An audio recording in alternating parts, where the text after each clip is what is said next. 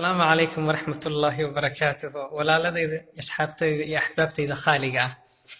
دمانتين وإن السلام يا سلام الله عليكم ورحمة الله وبركاته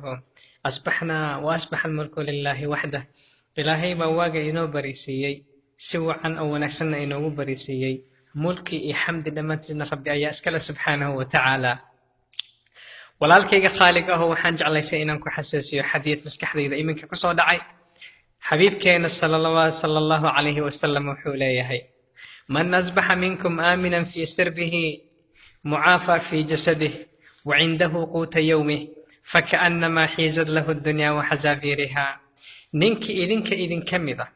oo waaga uu u baryo asoo ammaan u qaba naftiisa oo aanan ka cabsi qabin in wax la yeeleeyo dhibaatooyin ayna ku furnayn iyo shidooyin markaas soo hujuumayo naftiisa qatar gelinaya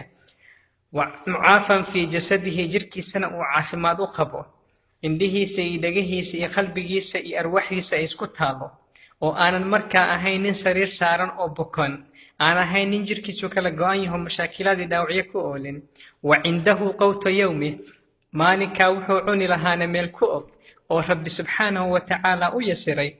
adduunyada oo dhan baa loo soo kulmiyey buu leeyahay salawaatullaahi wasalaamu calayhi iyo wax allaale wixii ku jirayba walaalkayow haddii waaga uu ku baryo saddexdaa arrimood adigoo ku sugan waxaan jeclahay inaan naftayda iyo naftaada xasuusiyo wixii intaa kasii ziyaado ah waa ziyaado aanan u baahnayn mashaakilaad fara badan in loo maro diinta ilaahay looga fogaado iimaankaagii loo layaco ummadda wax loo dhibaateeyo allah hadduu subxaanahu wa tacaala waaga ku barisiiyey adigoo ku sifooway saddexdan calaamadood oo xadiidku sheegayo walaalkayow qul alxamdu lilaahi rabbi alcaalamiina dheh ilaahay subxaanahu wa tacaala ku shukri walaalkayow ilaahay subxaanahu wa tacaala ku mahadi walaalkayow haddii xadiidkani ama kiliibkani uu ku soo gaaray adigoo dhagahaagu ay bad qabaan oo aad maqli karta kiliibkayga indhahaagu ay bad qabaan oo aad arki karta kiliibkayga qalbigaagu uu bad qabo aad fahmi karaysa qowlka aan ku hadlayo walaalkayow allaan kugu dhaarsheeyo asxaabtaada kale iyo walaaladaada kale xasuusi nicamka allah subxaanahu wa tacaala uu siiyey walaaladaa xasuusi saan kuu soo xasuusiyey nicamka allah subxaanahu wa tacaala uu siiyey si ajirkay aniga adiga aan isaga mid u noqono walaalkayo waxaad ogaataa silcada ama badeecada markii la qasaaro gadaayo ama lafaheeda la gadaayo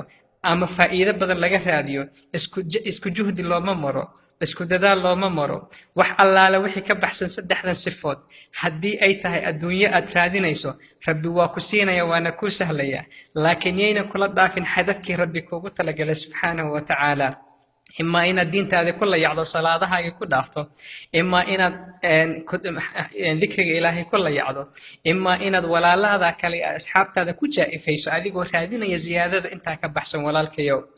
allah insha allahu tacaala ka codsanaya ani adiga inuu naga dhigo dad waagu si nabada ugu baryo jirkooda oo caafimaad qaba allah subxaanahu wa tacaala irsaaqadooda uu meel u saaray maalinka naftoodana aamin u qaba allah subxaanahu wa tacaala ilaahay subxaanahu wa tacaala ayaan ka rajaynayaa walaalkayow haddaan ku xasuusiyey nicamka allah ee saaka waaga uu kugu baryey walaaladaa kale ha kala bakhaylin inaad xasuusiso inshaa arraxmaan uxibukum fillaah alla dartii ayaan kuu jecelahay alla dartii ayaan kuu xasuusinayaa inshaa arraxmaan waxaan kaa rajaynayaa saan kuu xasuusiyey inaad walaalada kale u xasuusiso xadiidka aan kugu celiyo man asbaxa minkum aaminan fii sirbihi mucaafaa fii jasadihi aw fii badanihi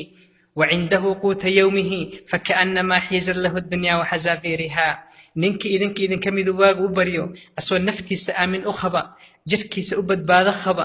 raashinka iyo wuxuu maalinka ku noolaan lahaa meel u saaran tahay adduunyada ayaa dhan ayaa loo soo kulmiyey wiilay salawaatullaahi wasalaamu calayhi iyo wax allaale wixii ku dhex jirayba walaalkayow nicam ilaahay subxaanahu wa tacaala ku siiyey weeye qul